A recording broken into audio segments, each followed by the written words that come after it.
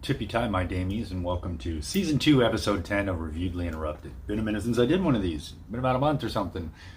A, just kind of wasn't feeling it. B, we had shit going on, went and saw some concerts on my days off and spent some other days off just resting, and work's been a lot, so it took me a minute, and it also, it's like I started getting ready to do it. Oh, look, I took a shower, so my hair's going like, my hair's crazy. Fuck my hair, I don't care.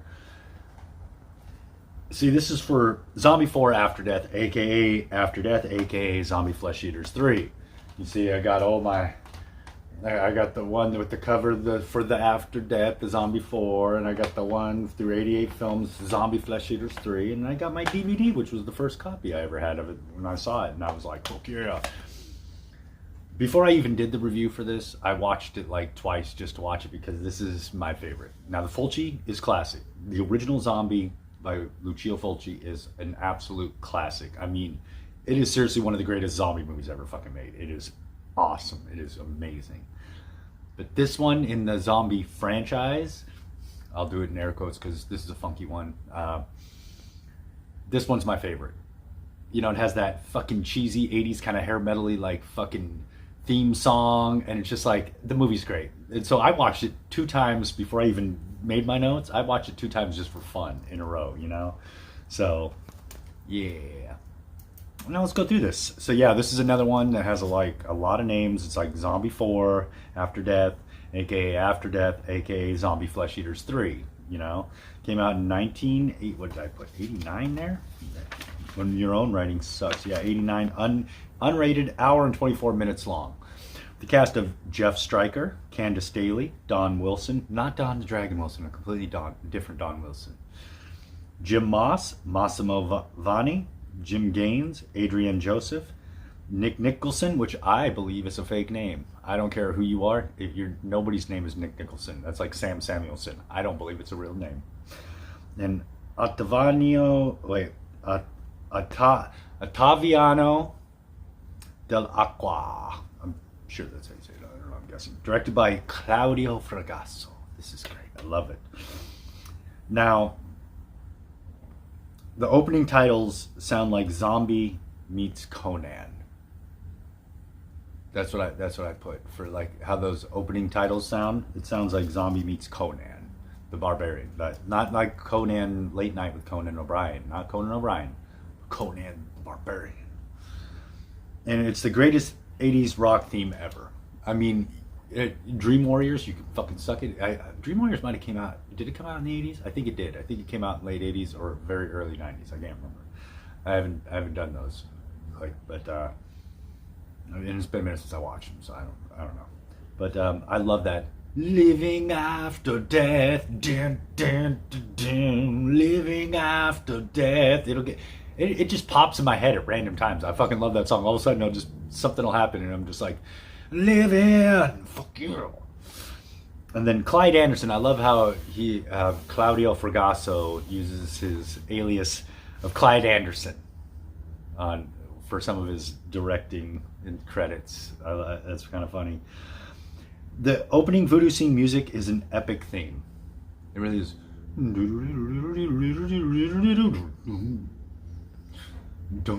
It's like really good.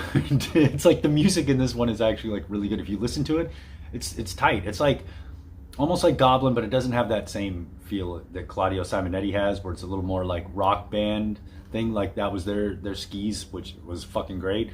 This is a lot more like straight up just like movie music, like kind of shit. It's just straight up synth and like electronic shit. I'm pretty sure, but that theme is great. And from watching the special features, they were like, yeah, we had to film that voodoo scene later because they needed more time. It was too short. And so they just kind of like threw that together and threw it at the beginning, and they weren't big fans of it. They're like, it sucks and this and that. I love it because it's fucking nuts. They're right. It's unneeded. There was something they could have added maybe to the middle somewhere or something. I don't fucking know. But like, it's cheesy as hell, but fun because it's ridiculous, is what I wrote down. Yes, it is absolutely ridiculous. Just like a lot of the shit going on there. You're like, what's going on? And then his wife is already half possessed before he even enters the room. So she's like going around like, she's like getting possessed.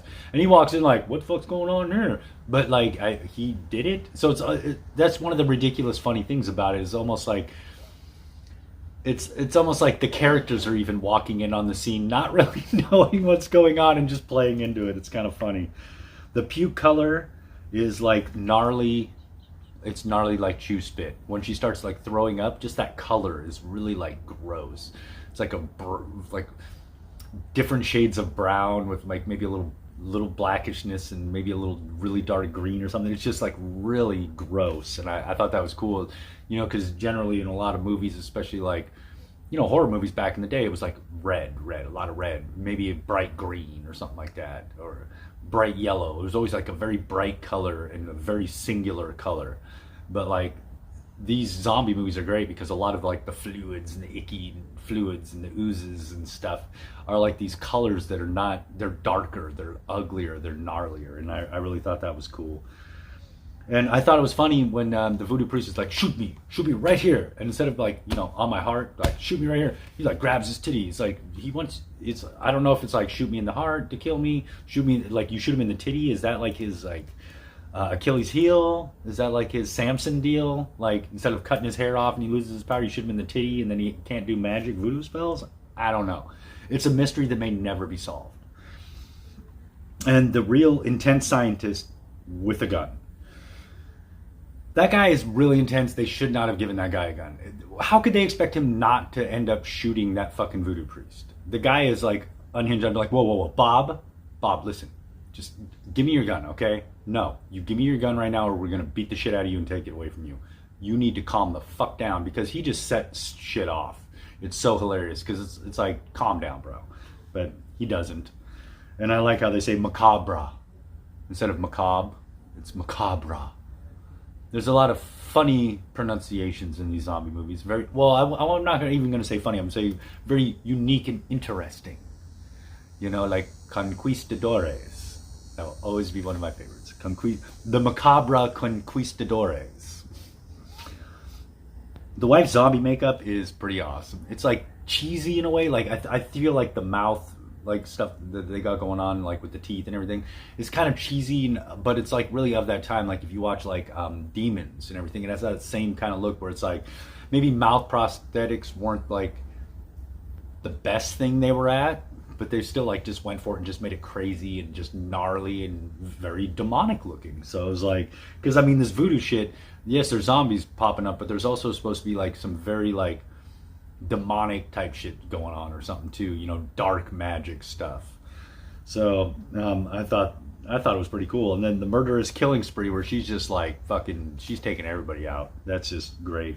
And I just really love the music throughout the whole thing. Just like all the music that plays through it is just great.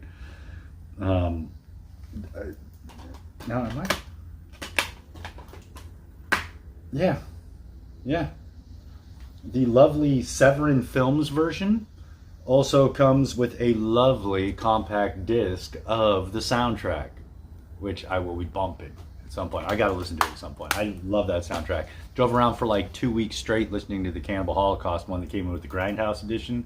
I'm just like cruising around just blasting fucking Cannibal Holocaust. Probably be doing that with After Death because I love it. And I love the look of the Philippine zombies because it's like they were really going for what a Filipino zombie would probably look like, you know, with the shrouds and everything else. You know, not like the typical like Western culture one where we'd see people in like suits or like everyday clothes or hospital clothes like we see in a lot of like the American zombie movies or even British zombie movies and stuff like that. And even a lot of Italian, like the Italian ones, you know, everything that's like more Western culturized, even though like Europe, you wouldn't call it Western culture. I think they do. I don't fucking know.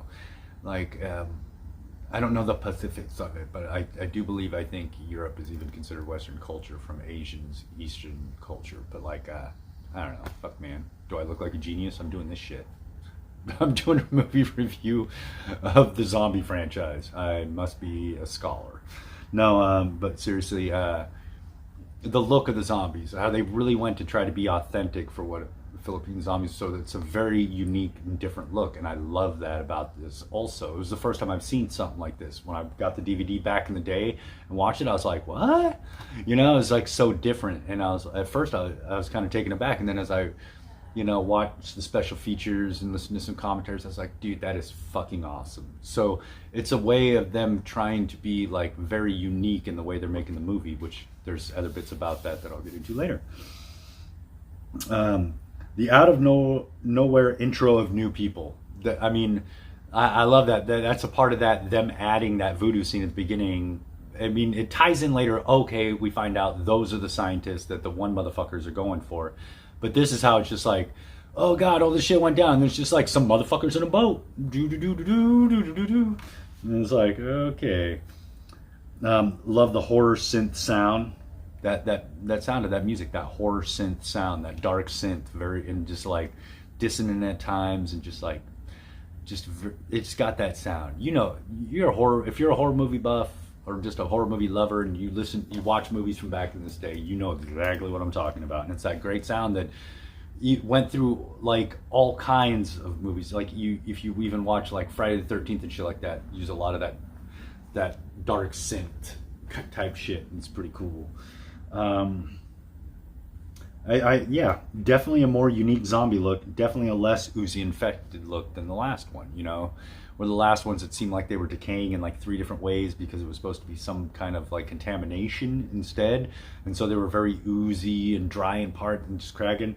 This is they're less oozy in this. It's a lot more like they are decaying and they're turning into something else, but they're not like, it's not a wet oozy deal. And what's funny is the mother in that scene where she's like, man, the zombies are coming, little baby girl, you gotta run for your life. She sends a 6-year-old what's supposed to be a 6-year-old just running for her life through the jungle. It's like, I'm sure you'll make it. You're not gonna go with her and help protect her. You're just like, fucking good luck, save yourself, I'm gonna be over this way. It's like, that part is always cracking me up. It's like, I don't know. I think that's horrible parenting right up there with the Creeds in Pet Sematary. I'd say that's like some not great parenting of a very small child. I'm just saying, okay? I know, who am I to judge? I'm sorry, but that's my opinion. And then the massive time leap with no acknowledgement. I do love that. Because that's right, the boat doesn't come in yet. It's like, oh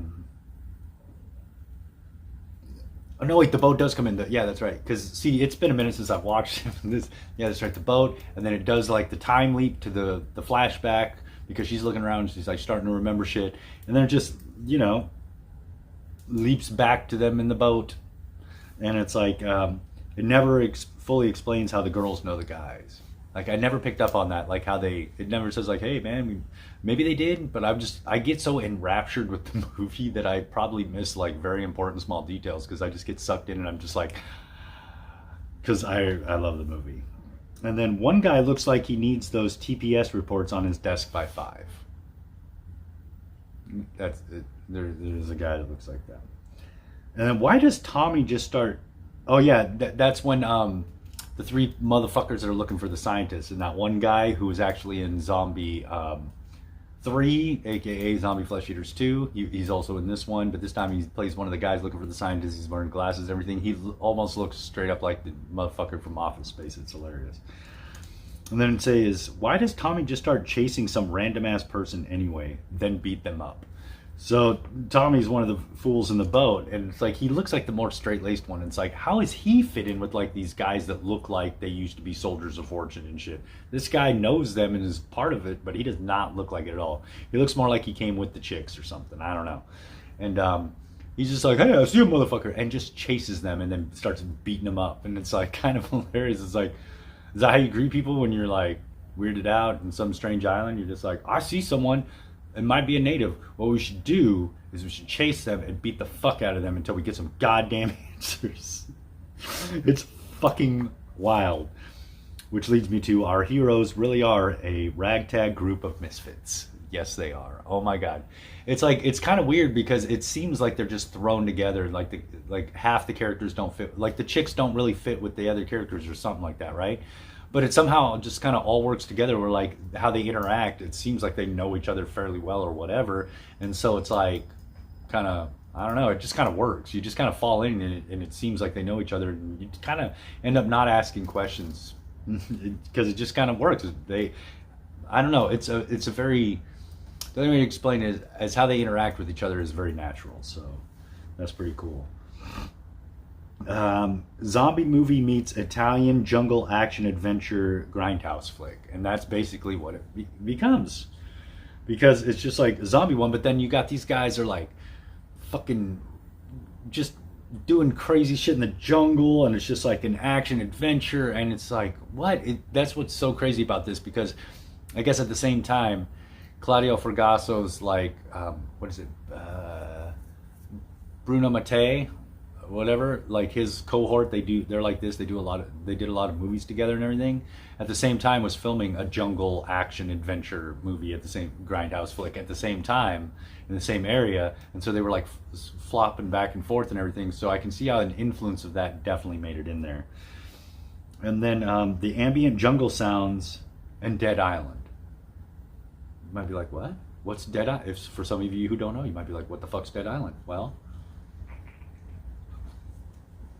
Dead Island is a badass fucking zombie game that came out, and I played on PlayStation and everything, played the shit out of it on PS3, playing the shit out of it on PS4, played a little bit earlier today. I love it. But what I love about that game is it's an amalgamation of a lot of like all these zombie movies. You can definitely see how it was like inspired by a lot of that shit. So a lot, like the sounds sound a lot the same. Like it's almost like they took the jungle sounds from this movie and made them the jungle sounds in that game. So it was like, it's very cool. So when I get to certain parts in the game, it kind of reminds me of these movies, and when I watch these movies, it reminds me of the game. So it's kind of like a cool thing for me. But yeah, I don't know. And then A Return of the Mist from Part 3. The candle's already lit before they got there, but let's not question that. No, they walk into a, like the mist starts popping up again. It's not as prevalent and crazy as it is in Part 3, which makes Part 3, like I said, I'm pretty sure I said, I don't know, seem very like dreamlike and everything. It's not as much in this. It is like almost like an omen of there's some bad shit coming. But I love how they walk into the room where it shows like the little altar, and it's just the candle's already lit, and it's like they don't say like, whoa, who lit these fucking candles? Is somebody here? We should look. They're just like, oh, look at this, man. See, it's another, and they just like accept it immediately and don't question it, which I would probably have some questions. I'd have a few, at least one, like, what? That would be like, at least at the very basic, what I would be asking is at least like, what? And then the second altar in the grotto, candles already lit before they got there. So it's like, it's kind of like a thing on the island, I guess. I guess if you put a bunch of candles together, they are going to light one way or another, whether there's somebody there or not. Like, I don't know if it's like more than one candle, more than two, more than 10, but I guess if you group candles together on that island, they will light themselves.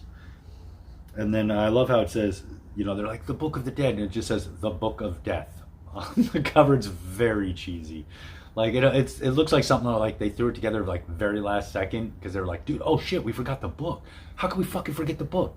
So they like slapped it together or something.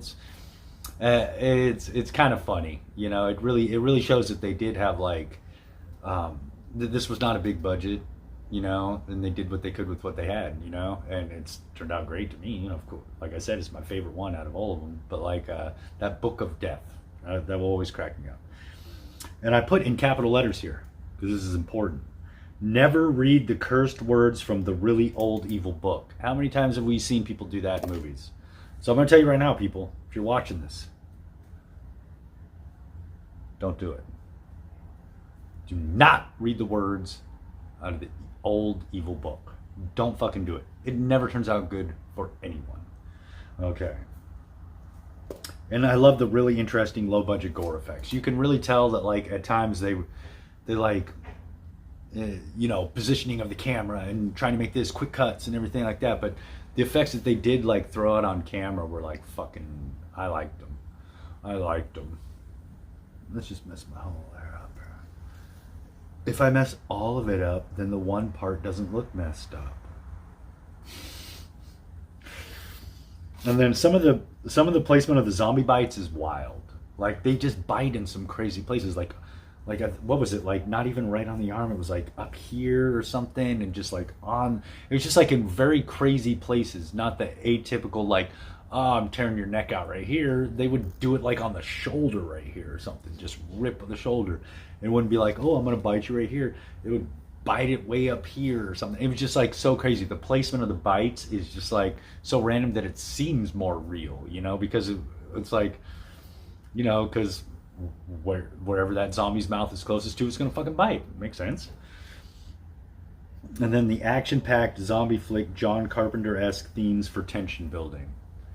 Yes, it's like some of those you can hear a little bit of like the John Carpenter like almost Halloween, like, you know, like the you hear like these little things where they're maybe trying to throw it in there where like, you know, that was cool when you did that, and that kind of builds tension, let's do that. The staccato fucking notes and shit like that. And then Tommy's rather quiet execution, you know, when he finally is rising up as a zombie and they're like, oh shit. They just put him down very quiet. It's very quiet. It's like fucking nuts. It's just, you figure it would be more, but it's not. And then one-eyed Louise, when we see her as a zombie and her face is all fucked up.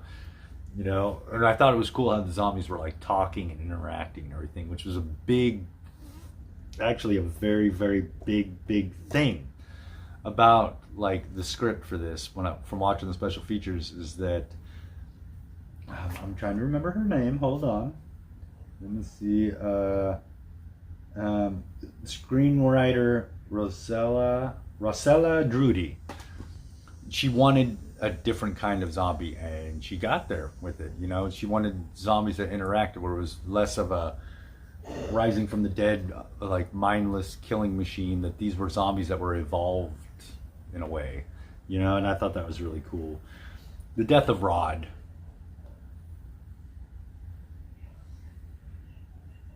I just can't, man. Rod was a wild man, but Rod is no more. I love how the zombies just leap into a room. That is kind of fun. Where it's just like, they're not just like, and they shamble through the door and they're buzzing through. They're just like, wah! And it's like, oh fuck, there's a, you know, it's like that old saying, you know, leaping zombies, you know, or no, leaping lizards. Unless, are zombies lizards? Are lizards zombies? Neil deGrasse Tyson, please get back to me on this science question, because I don't know, I might not get any sleep for a while until I figure this shit out. It's a short movie, very, very minimal character development, but I like these heroes. I'm with them. It is crazy because we just kind of leap in, we get a little bit of backstory, we get to kind of know them and their personalities, and they all seem like pretty cool. Like even though Rod's like fucking nuts and everything, and his death was like, damn, dude.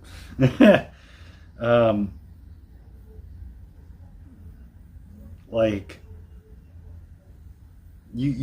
I like these characters. You start rooting for them, because even though it's not like, oh man, isn't that, we get more character development with Candace Daly's like main character, where it's like gives the flashback, so it's kind of a little bit more character development.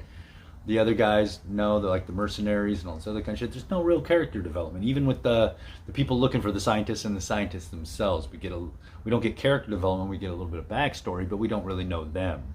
But like with following these characters plus those three scientists, we get to like almost know them in a way, their personalities, how they are, and I grew to like that main group of people, just because it was like, you know.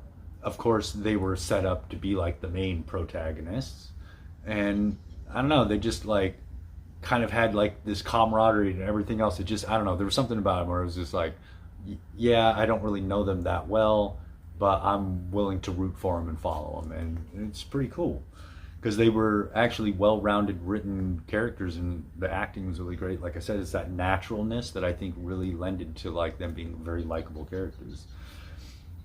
And then all of a sudden, she seemed to remember a whole lot real quick. All of a sudden, it's like, oh yeah, by the way, and it's like, motherfucker, you couldn't have told this before like half of our friends fucking died from zombies and shit. Now you remember. Now you remember. Cool. The gunshot placements when one dude gets shot by zombie rod, when one guy gets shot by zombie rod, the placement of the placement of some of those shots, like in the leg, like where he gets shot in the knee, and then he's like, it's like so random. It seems like it's like this motherfucker's not even aiming. This guy, I know he's a zombie, but isn't he supposed to have better aim maybe? But it's just so crazy because it's so like, it just seems so random. It's not like, oh, he's hitting him in the chest. You know how you see in movies, it's like, it almost seems very, maybe there'll be one odd shot that, you know, it went wild a little bit, but they're all like kind of like intentional. This just seems so fucking random. It was wild. And then Rod's zombie makeup is just like, it's so funny where he's just got to keep turning his head because he's only got the one eye and everything else. And I thought his zombie makeup was pretty cool, you know. It wasn't like over the top, but it was like he looked just like ugh. And I thought his makeup was like some of the best in the movie. Rod's zombie makeup was pretty goddamn good. And then the zombie coloration and bodily decline. You know, it's like the coloration was definitely different. You know, it trying to think of how to explain it. It wasn't like the whole it's almost like they tried to do it a little bit but not too much, where Dawn of the Dead they were very blue. I mean, they kind of like did some of that but not like over the top. Their coloration is a lot more like, I don't know, just fucking, it's like this pale, just sickly kind of look and everything. And then, you know, the bodily decline, just of how they're decaying, but it's not like the wet oozy shit like from the last movie. Like I was saying, it's like a different kind of bodily decline. And then I said machine gun zombies rule. Yeah, because how many times you get to see a zombie just like fucking not just running up and biting someone or something, but like shooting them dead with a machine gun. Yeah, like intentionally too, not just like there's what is it, Land of the Dead, where the zombie ends up with a gun and he's just kind of like, oh, and he kind of forgets and he pulls the trigger and it shoots and everything. But like this is like, no, I know what a gun is and I'm using it. You know, it's like that, very unique. This movie, I'm telling you. Sweet explosion at the end, huge boom. That explosion was fucking great. It's like that might have been where they spent a lot of their money. I don't know, but like that explosion was just fucking blah. Wow. And I read that like in the Philippines, like, you know, euros, I guess back then, I don't know if it was euros or whatever, but like dollars, you know, just like Western money went a long fucking way there. So they would just like buy a house or buy land or buy something, build shit and just blow it up. And it was like fairly cheap. There was like, so that's what they did. They just bought some old building and then people were like, yeah, it's cool. Because I guess like, it floods over there all the time. They have these major storms and it floods, so a lot of stuff gets like just washed away and fucked up, and they just rebuild, so they're kind of used to it. So it's like, you know, they'd get like $300 American, which was like, I don't know fucking how much over there, but a lot. And they'd be like, yeah, fucking dude, go ahead. We got to rebuild this shit anyway. But that was great. The great classic zombie horde attack. Yes, when it finally they're just attacked by those fucking zombies and they're just coming in the horde. It's like, okay, there we go. So that's, you also get these classic zombie movie elements in here too, you know, not just all this totally unique, but that's what also helps ground it in the zombie movie, and maybe not just in what people think that a zombie movie and an infection movie is different. And it's like, not totally. That's my opinion. But yeah, I do love a great classic zombie horde attack where just like all of a sudden, because that's the scary part, is like most people, I would say, one-on-one with zombie, take them out. Maybe even two-on-one if they're the slow-moving zombies or whatever. They could do that. But when it's just like a barrage, a wave, it's like you think about that and you're like, could I? I would like to hope so, but the sheer amount of zombies just coming at you and overwhelming you, that's the claustrophobic, scary part of zombie hordes right there. I said, note to self, stay out of weird, creepy grottos. So I'm never going to do that ever. If there's a grotto somewhere, I'm gonna kind of peep it. If it's weird and creepy, I'm staying out. If it's weird, might go in. Creepy, maybe, but weird and creepy, no fucking way. You're not gonna catch me in that grotto. The demented downer ending with great makeup effects. Loved it. Like, where it's just like, oh man, they escaped the horde. Are they gonna survive? Are our protagonists gonna survive? Nope. They are also becoming zombies and getting fucked up. They went to the grotto. The dark magic now has a hold of them, and now they are dead.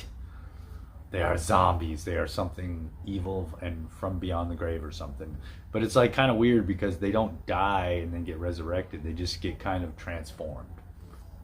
It's kind of strange. And then the freeze frame, rolling credits and theme. That classic thing, which you saw in a lot of movies back in the day where it wasn't just like, I mean, you see in like movies like, I'm not saying for sure because it's been a minute since I've seen it, but like just examples of like movies that may have it, like, you know, those like Karate Kid type movies, you know, from back in the day where it'd be something at the end, like fucking, what was it, Breakfast Club. Oh, he's in there and he's like that. And then the rolling credits and the music, you know, it's like, I love how Zombie 4 After Death does that too. And it's just like, fucking why not? This movie is so great. I've watched it so many times. Like, no joke. I watched it twice before I even watched it for the third time to sit down and actually take my notes and everything. But, yeah, I really like Zombie 4 After Death. As you can tell, you know. I thought it was really awesome. I had the DVD forever. I was glad I upgraded. And I'm just cheesy enough to be one of those guys that's like, I need one that's to where on the outside it says Zombie Flesh Eaters 3, but I also need another Blu-ray copy so it can also say Zombie 4 on the outside. Why? I don't know. Because we collectors do that kind of stuff. That's why. I forgot to grab the copy of the next movie I'm going to do, but I'm going to wrap up the franchise with Zombie 5 Killing Birds, which is my guilty pleasure as far as the zombie franchise goes, because it makes absolutely no sense compared to the other ones. It's almost like this is more of like a movie anthology, like where it's like zombie themed but very different, even though it's like 3 and 4 kind of tie in a little bit because it's like in the Philippines, so it's like that, but really not. But like it's a completely unique one that doesn't fit into anything kind of that the preceding movies do. So it's like my guilty pleasure just because it's so odd and Robert Vaughn's in it. So I am going to have that one for you guys pretty soon. So stay tuned for that. But yeah, I think I signed your pity on the running kind pretty good about Zombie 4, my favorite of the zombie movies. So it's like I'm going to let you go and just stay tuned for the next episode where I'll be doing Zombie 5 Killing Birds. And then after that, I will be wrapping up the franchise. I'll probably do maybe one more franchise, then I'm going to do the second half of season 2, or maybe even just, I might do a couple more franchises because I'm thinking season 3 is going to be trilogies. Oh my, yes, because there's some trilogies I really want to do, and I don't know if I could really count some of those as, I don't really know if you can count those as franchises. I'm not really sure. I haven't looked up the definition. I'm pretty sure there's a definition on Google or something that movie critics or stuck-up movie folks have tried to pigeonhole into a definition. But yeah, I definitely want to kick into some trilogies. But yeah, I don't know. Stay tuned for the next episode. Zombie 5 Killing Birds, motherfuckers. He's up, out, west side, all that shit. I don't know. Okay. Seriously though, get the fuck out of here.